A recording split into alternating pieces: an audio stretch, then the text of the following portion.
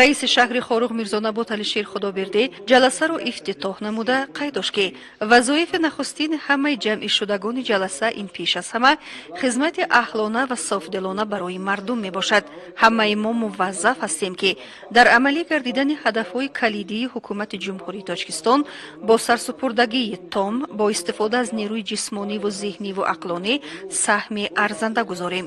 бобати рушди иқтисодиву иҷтимоии шаҳри хоруғ ибрози сухан карда шуда қайд гардид ки дар 3 моҳи соли 2021 нақшаи қисми даромади буҷет аз рӯи ҳаҷми умумӣ маблағи 12,3 миллион сомониро ташкил дода, иҷрои он ба маблағи 12,7 миллион сомонӣ таъмин карда шуд ки ин зиёда аз 103% нақшаи пешбинишударо ташкил медиҳад. аз рӯи даромадҳои худӣ нақшаи буҷети шаҳр маблағи 6,8 миллион сомониро ташкил дода, иҷрои он ба маблағи 6,9 миллион сомонӣ таъмин карда шуд ки ин беш аз 102% нақшаи пешбинишуда мебошад. ба ҳолати 1 апрели соли 2021 дар нозироти андоз 1035 нафар соҳибкорони инфиродӣ бо патент ба андозбандӣ ҷалб шуда, аз ҳисоби онҳо ба буҷет маблағи 172500 сомонӣ дохил гардида, шумораи соҳибкорон нисбати 3 моҳи соли 2020 бо патент фаъолияткунанда 142 нафар ва маблағи воридоти андозҳо 12000 сомонӣ зиёд шудааст. мудири бахши рушди иқтисод ва савдои мақомоти иҷроии ҳокимияти давлатии шаҳри хоруғ Сафар Қурбоншоев қайд намуд ки ба барномаи рушди иҷтимоии иқтисодии шаҳри хоруғ барои солҳои 2020-2025 дар марҳилаи аввал 46 банд бо ҷалби маблағи 1,1 миллион сомонӣ ворид карда шуда, бо пайдо шудани дигар лоиҳаҳо ва сармоягузорон бандҳои дигар илова карда мешаванд. инчунин барномаи устуворгардонии синоатӣ ба қайд гирифта шуданд. нерӯгоҳи барқии хоруғ низ мунтазам фаъолият намуда, айни замон 100% муштариёни шаҳри хоруғ бо ҳисобкунакҳои электронӣ таъмин мебошанд ва ба барқи хушсифат дастрасӣ пурра доранд. бо мақсади тарғиби ҳамаҷонибаи ҷашни 30-солагии истиқлолияти давлатии ҷумҳурии Тоҷикистон, мақомоти шаҳрӣ бо таъсиси ҳайати кумитаи тадорукот ва гурӯҳҳои корӣ нақша чорабиниҳои иборат аз 61 банд ки дар онҳо сохтмони иншоот ба маблағи зиёда аз 258 миллион сомонӣ пешбинӣ гардидааст, ба тасвиб расонд. тавассути татбиқи чорабиниҳои барномаи мусоидат ба шуғли аҳолӣ дар шаҳри хоруғ дар маҷмӯъ 183 нафар шаҳрванд бо ҷойи кори доимӣ, мавсимӣ ва муваққатӣ таъмин гардиданд. дар 6 муассисаи таҳсилоти томактабӣ 1055 нафар кӯдак ба таълиму тарбия фаро гирифта шудааст ки дар маҷмӯъ 45 гурӯҳро ташкил медиҳанд. шаҳри хоруғ дорои як маркази саломатӣ буда, норасогии кадрҳо дар ин муассиса ба назар намерасанд. бояд қайд намуд ки бо дастгирии бевоситаи ҳукумати ҷумҳурии Тоҷикистон дар шаҳри хоруғ амалишавии лоиҳаи беҳтар намудани системаи обтаъминкунӣ ва канализатсияи шаҳри хоруғ марҳилаи 2 идома дорад.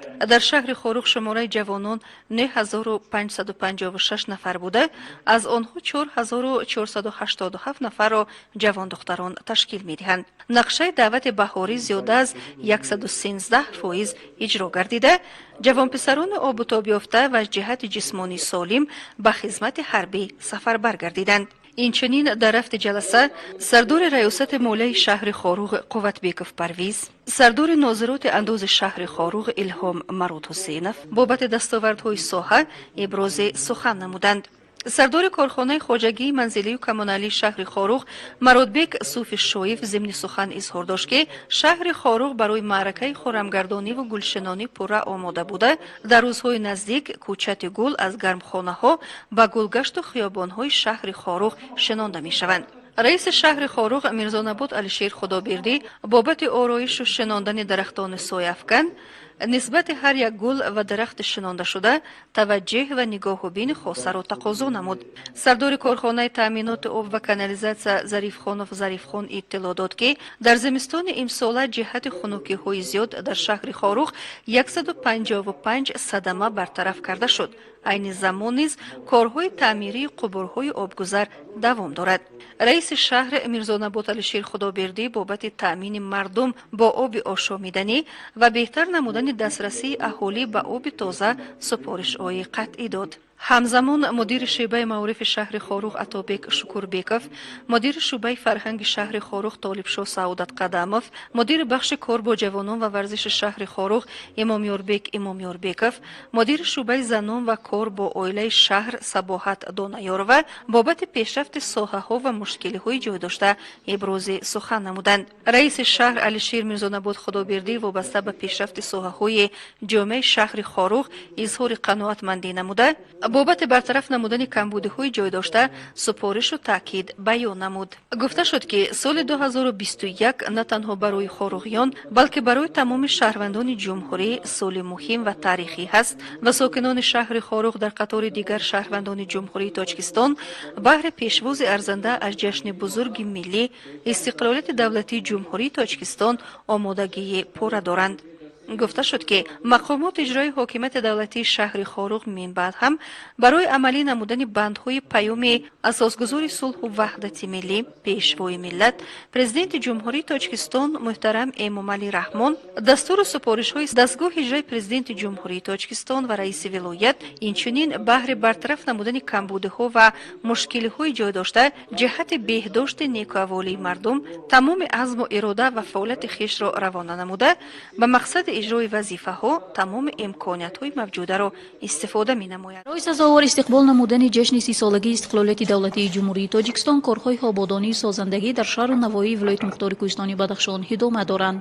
дар баробари қомат афрохтани биноҳои хуштару замонавӣ дар маркази ноҳияи Ванҷи вилояти мухтори Кӯҳистони Бадахшон, ҳамчунин дар маҳаллаҳои ҳалодаи он чандин ҳадад бинои наву замонавӣ мавриди баробардорӣ қарор дода шуда, сохтмони як қатор иншоот идома дорад. айни ҳол дар пешбурди корҳои бунёдӣ дар бинои шӯъбаи маҳориф зиёда аз 10 нафар коргарон машғул буда, аз музди менат сари вақт бархурдор мебошанд. корҳои сохтмонӣ дар ошёнаи якуми ин иморат идома дошта, масъулаи сохтмонӣ аз шаҳру Душанбе сари вақт дастрас мегардад. ин иншоот аз тарафи фонди рушди Арабистони Саудӣ маблағгузорӣ карда шуда, корҳои сохтмониро ҷамъияти дорои масъулиятиш маҳдуди хизматрасонии сохтмони асосӣ ба ӯҳда дорад. дар баробари дигар шаҳру ноҳияҳои вилояти мухтори Кӯҳистони Бадахшон бахшида ба 30-солагии истиқлолияти ҷумҳурии Тоҷикистон дар ноҳияи Ванҷам як қатор сохтмонҳои иншоотҳо ба нақша гирифта шуданд. алал хусус сохтмони бинои шӯъбаи маорифи ноҳияи Ванҷ ки аз 3 ошона иборат аст. сохтмон дар як шукӯҳ шаҳома идома дорад. мо ҳамчун кормандони шӯъбаи маорифи ноҳияи Ванҷ тасмим мегирем ки минбаъд кору фаъолиятамонро дар биноҳои нави ки дар даврони соҳибистиқлолӣ сохта шудаанд ба роҳ монему дар пешбурди ватани азизамон саҳми арзанда гузорем. бинокорон ба корҳои ҳарматурбандӣ ва хишчинӣ дар ошёнаи якум сару кор дошта, таъминоти сари вақтии сохтмон ва масъолаи лозимӣ итминон мебахшад, то корҳои бунёдӣ мутобиқи реҷаи муайяншуда ба итмом расонида шаванд. мавриди баробардорӣ қарор гирифтани ин бино тӯҳфаи ҳарзанда хоҳад буд барои маҳорифчиёни ноҳия дар рӯзҳои тантанаҳои то ҷашни 30-солагии истиқлолияти давлатии ҷумҳурии Тоҷикистон.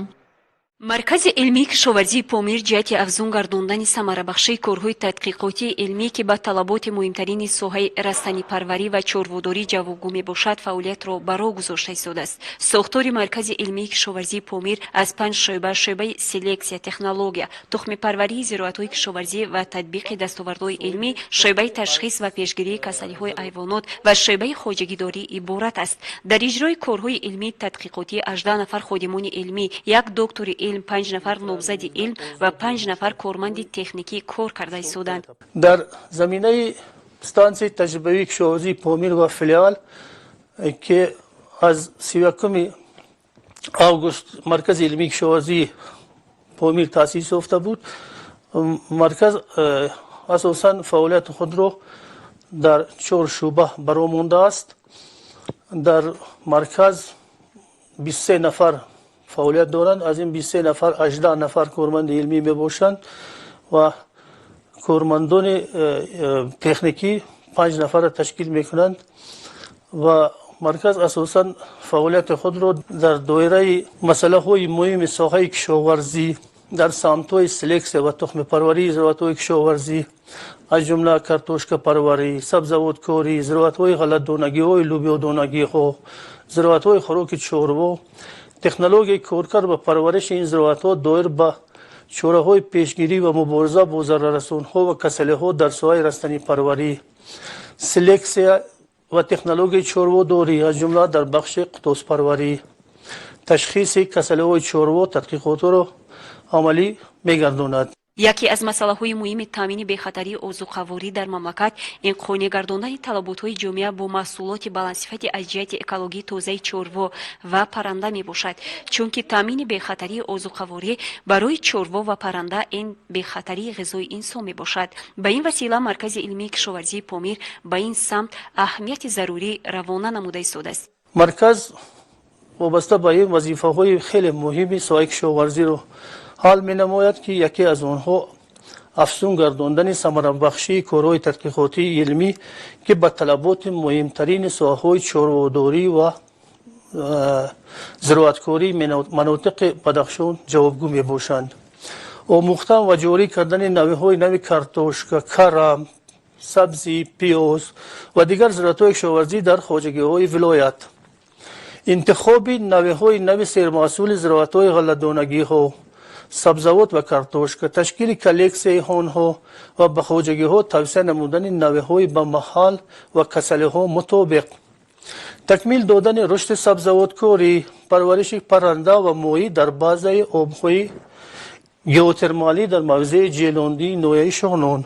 جهت مبارزه با کسلی‌های سرایتی حیوانات برنامه‌ها طرح‌ریزی شده در این سمت کارهای علمی پیش برده ایستادند. این برنامه‌ها اساساً در سمت آموزش و پیشگیری کسلی‌های بین سرحدی یا کسلی‌های سرحدگذر به راه مانده شدند. برای در عمل تطبیق نمودن نتیجه‌های علمی تحقیقاتی از طرف عالمان مرکز در همکاری با انستیتوت‌های زراعتکاری و باغپروری و سبزیجاتکاری اکادمی علمی کشاورزی تاجیکستان و انستیتوت بیولوژی پامیر اکادمی ملی علمی تاجیکستان برای های کشاورزی نوع‌های ولایت کارهای معین را به ثبوت رسانیده در دسترسی به سبزیجات زراعت‌های خواجگیداری طلبات دهقانان را قانع می‌سازد. همساله برای تحلیل و بررسی کارهای علمی و تحقیقاتی استادان و دانشجویان دانشگاه دولتی خاروق به نام مایان نظرشاев کنفرانس اپریلی دایر می‌گردد. امسال برگزاری کنفرانس به عرفه تجلیل جشن 30مین سالگرد استقلالیت دولتی جمهوری تاجیکستان راست آمده به 20 ساله آموزش و رشد فن‌های طبیعت‌شناسی، دقیق و ریاضی توأم دانسته شد. کار کنفرانس را رکتور دانشگاه دولتی خاروق به نام مایان نظرشاев،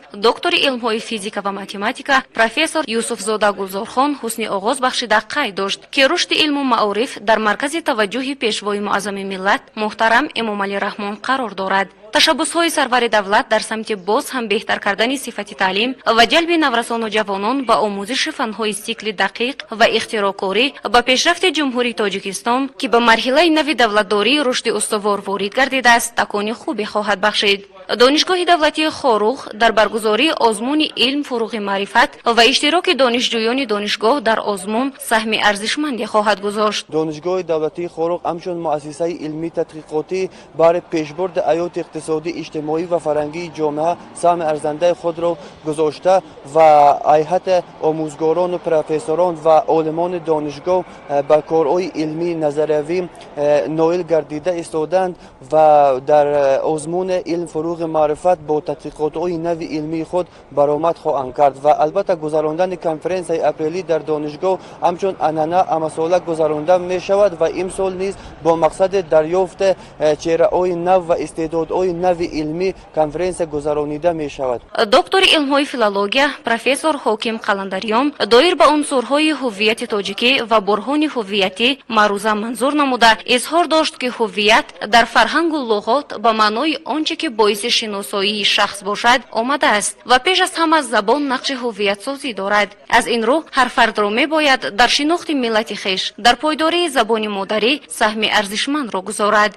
گفته شد که متاسفانه امروز نیز در جامعه متمدن ما دوگویی و محلگرایی وجود داشته این عمل می تواند به صاحب اختیاری و وحدت ملت خلل رساند. دیرکتور فیلیال دانشکده جمهوری تکمیل اختصاص و بازآموزی کارمندان ساحه معارف در ولایت مختار کوهستان بدخشان نامزد علم‌های فلسفه دوچنت غریبشاев از روی موضوع استقلال راه به سوی وحدت و یگانگی معروضه کرده عرض داشت که پس از پاش خوردن دولت ابرقدرت اتحاد شوروی هر یک جمهوری راه سوی استقلالیت و صاحب اختیاری نهادند. جمهوری تاجیکستان نیز با وجود یکی از دولت‌های قفا مانده ترین بودنش با هزاران جان فدایی و جان انحصاری بر مردان ملت استقلالیت را به دست آورد و با تلاش‌های پیگیرانه سرور دوراندیش این سرزمین به یک مکان آباد و زیبا و پیشرفت تبدیل یافت. نسل امروز باید با ارجگذاری به این نعمت بی‌بها و پایداری صلح و وحدت در کشور همه طرفه کوشش به خرج دهند و در پیشرفت و گل شکوفایی میهن سهم ارزشمند خود را گذارند. در جریان کنفرانس دانشجویان و ماگستران دانشگاه نیز کارهای علمی خود را معروضه نمودند. کنفرانس در محیط برگزار گردیده است که در جمهوریمون پیوسته المپیاده و کنفرانس های علمی برگزار می‌گردند و وابسته به همین در دانشگاه نیز کنفرانس برگزار گردیده است و چون دانشگاه یک مخزن علم و معرفت است و در هون یعنی وابسته به پرابلم های مبرم علمی نظریوی استادان دانشجویان و ماگستراندان با موضوع های پرمحتوا برآمد کردند و البته این یک تکان جدی برای حال علم است، برای حال یعنی علمان دانشجویان و ماگسترانتان که در آینده میخوان با دایره های وسیع‌تر علمی بپیوندند یک راهنمایی برای آنها خواهد بود. مورد ذکر است که کنفرانس اپریلی 2 روز ادامه یافته بهترین معروضه ها از جانب ریاست دانشگاه قدردانی خواهند شد. استقلالت بهترین نعمت ملت تاجیک به حساب می رود. کودکستان رقم یکم شهر خوروق محفل رو با خور عمومی که موضوع وطن و وطنداری را در بر گرفت آغاز نموده. سپس با لحن کودکانه شعرها رو از ایجادات نمایندگان ادبیات کلاسیکی تاجیک و موسیقی قرائت کرده شدند. از زبان کودکان عیان گردید که آنها شکرانه وطن تاجیکستان بیشت اوسا نموده. مهر کودکان نسبت این سرزمین بی پایان است. در دوران استقلالیت اساسگزار صلح و وحدت ملی پیشوای ملت پرزیدنت جمهوری تاجیکستان محترم امام علی رحمان به تربیت کودکان دقت لازمی داده بهر تحصیل آنها شرایط‌های مساعد فراهم آورد. این است که کودکان با شادی و نشاط در باغچه مطابق به طلبات زمان تربیت می‌گیرند. آنها تاجیکستان را مثل مادر خود دوست داشته دایر به این سرزمین پارچه‌های شعری را قرائت نمودند. پیشوای دلاوری تاجیک، قهرمانی مظفری تاجیک، پایداری وحدت ملت، راهنما و رهاور، روشن بخش آینده، نور چشمی منوری تاجیک، زیب افرنگ پایه دولت، نصرت و شوقت و فر و تاجیک. تاجیکستان مرز پاکی آریان، شعله‌ای از آتشی سامانیان، کشته امروز امورکی آزاد، بهترین امیدگاه تاجکان. مسئولین چوربینی ها وابسته به موضوع وطن و وطنداری در ضمیر نسل نورست تخم گرامی داشته عنعنه‌های نیک اجدادی کشته برای تربیت نمودن نسل سزاوار همچون نسل ادامه بخش کارنمایی‌های پدر و بابایان مساعدت می‌کنند. در برابر قرائت شعرها در وصف آبادی وطن و استقلالیت دولتی از جانب تربیت گیرندگان نمونه‌های رقص‌های مردم کوهستان منظور کرده شدند که به چوربینی شکوه تازه عطا نمود. وابسته به تجلیل جشن 30 سالگی استقلالت دولتی جمهوری تاجیکستان مسابقه ورزشی از نمود شاهمات و رسم بهترین در بین خوانندگان صنفی از 1 تا 4 مؤسسه تحصیلات میانه عمومی رقم 7 شهر خوروق دایر گردید. در مسابقه شاهمات 20 نفر شاهماتبازان نورز شرکت ورزیدند. با گفته دستاندرکاران سبقت بازی شاهمات پیش از همه مهارت ذهنی و فکرانی طالب علمان را تقویت داده وسیله مهم از بازی‌های اینترنتی دور کردن خوانندگان به حساب می‌رود. این بازی چند سال پیش با تشبث شرکت پامیر انرژی در مؤسسه‌های تحصیلات میانه عمومی شهر خوروق و نویای شغنان روی کار آورده شده از طرف شرکت مذکور همه مؤسسه‌ها با تخته‌های شاهمات بازی و مربیان این بازی تامین گردیدند.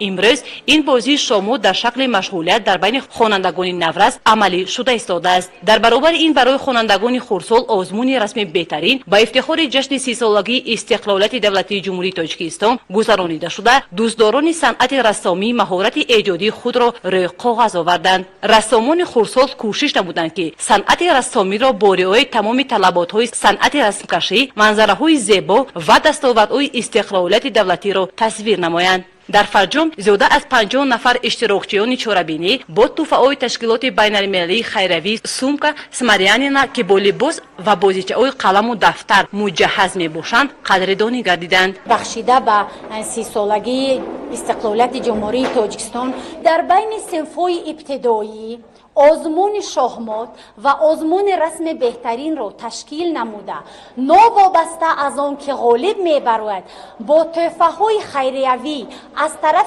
تشکیلات بین المللی خیریوی سومک سمریان قدردانی کرده می شوند. ما کلکتیو پداگوژی مؤسسه تحصیلات میانه عمومی رقم 7 شهر خاروق به نام شاجان شانوروزوف برای اقدام خیرخواهانه تشکیلات بین المللی خیریوی سومک سمریان منتداری خود را بیان می نماییم. باید قید کرد که تا جشن 30 سالگی استقلالیت دولتی جمهوری تاجیکستان ماموریت مؤسسه تحصیلات میانه عمومی رقم 7 به نام شاجان شانوروزوف نیت دارند که چنین چاره‌بینی‌های شفاف را در بین خوانندگان صنف‌های پنجم و ششم نیز برگزار نمایند.